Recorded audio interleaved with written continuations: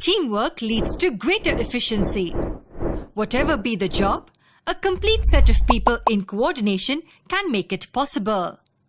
But a team is usually considered incomplete without a leader. A leader is the one who not only guides, but even regulates or controls the working of other team members. The same analogy can be used to study the cellular organelles.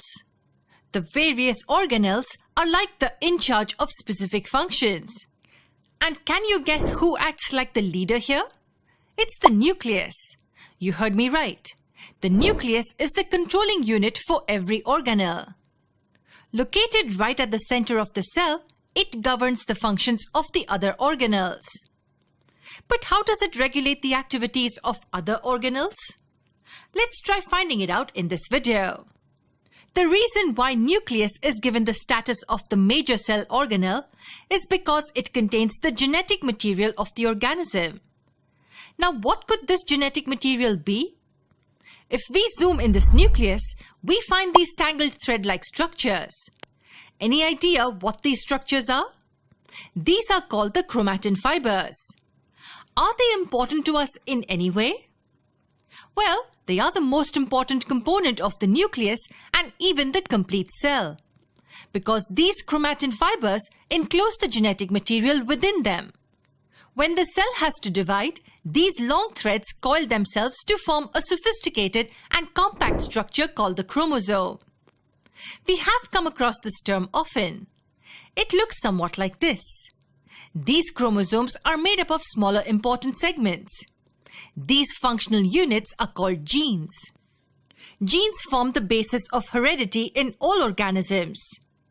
That means the similarities and variations that organisms have with their parents.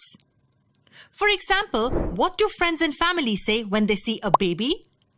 She looks exactly like her mother, or she's so much like her father. That's because the newborn baby gets her genes from her parents.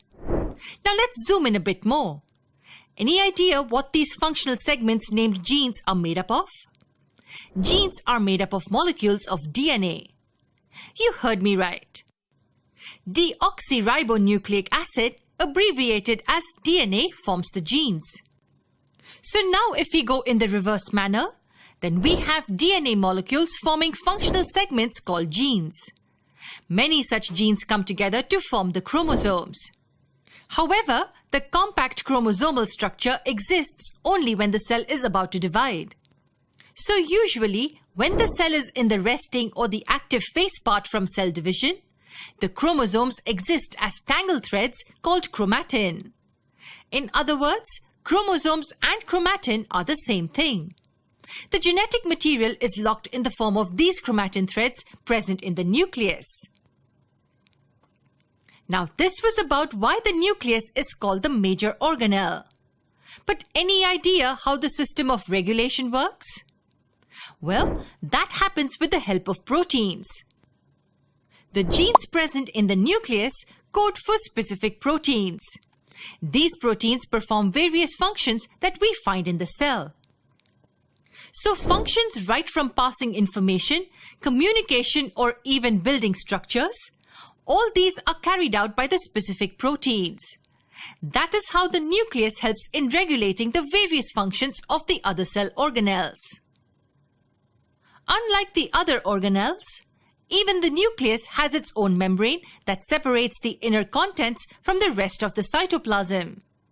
The membrane, however, has pores to allow entry and exit of substances across it. Also, the nucleus has its own nucleoplasm that is slightly different from the rest of the cytoplasm. Now that we've learned about the ruling organelle in the cell, let's deviate towards the other working organelles as well. Let's try learning about the remaining